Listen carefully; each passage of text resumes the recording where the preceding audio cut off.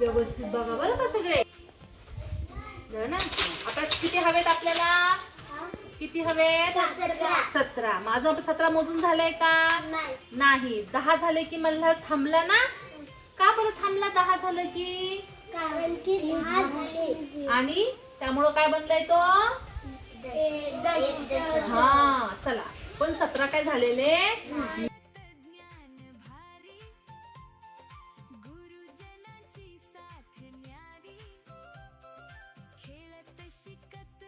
सात कोण आहेत? 7 कोणतं आहे? दशक आहे का एकक आहे? 7 एकक आणि ते कसे असतात एकक? सगळे सुट्टे. बघा बरं, तर गठ्ठा बनला का या 7चा? नाही. का नाही बनणार? कारण की थोडेच आहेत. 10 नाही झालेले. मग हा झाला 10चा गठ्ठा, एक दशक. आणि अरे अरे आपला दशकच पडला. असू द्या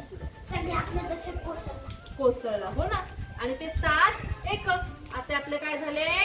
17 झाले ना व्यवस्थित? 17 बोला बघा. एक दशक म्हणा. आणि आपण सुट्टे असे खाली ठेवूया का? मग आपल्याला समजते ते. 7 एकक 17. चला आता रिद्धीचा नंबर. रिद्धी तुझ्या आवडीचा नंबर लिहा. चला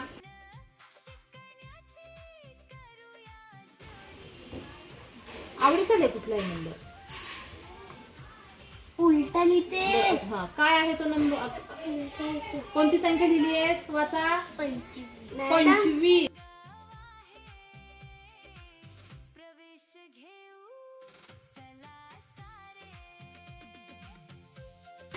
10 झाले की थांबली ती. का बरं?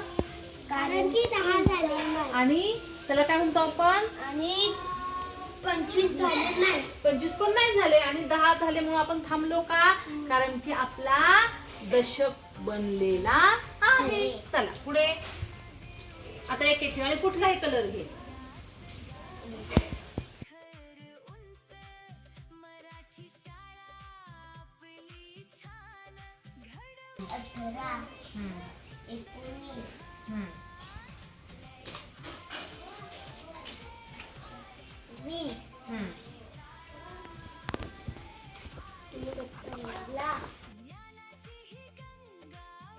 किती बनले तिथं?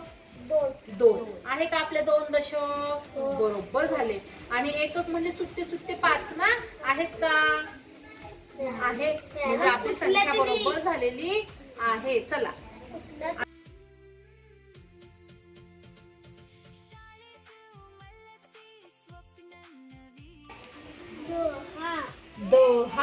बरं. प्राचीला 10 आवडतो. चला मोजा.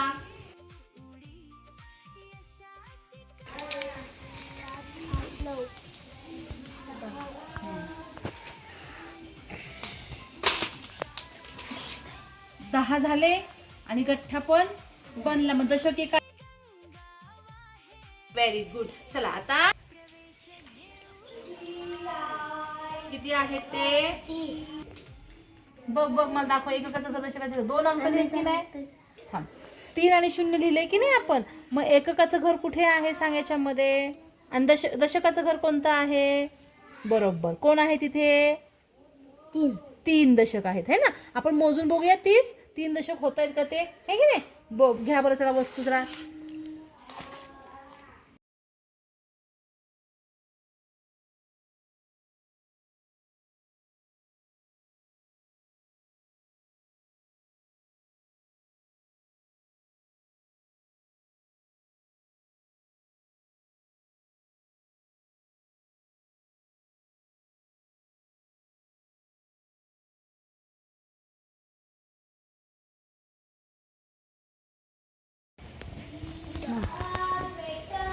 बघा आता मी शिल्लक ठेवले आहे ना.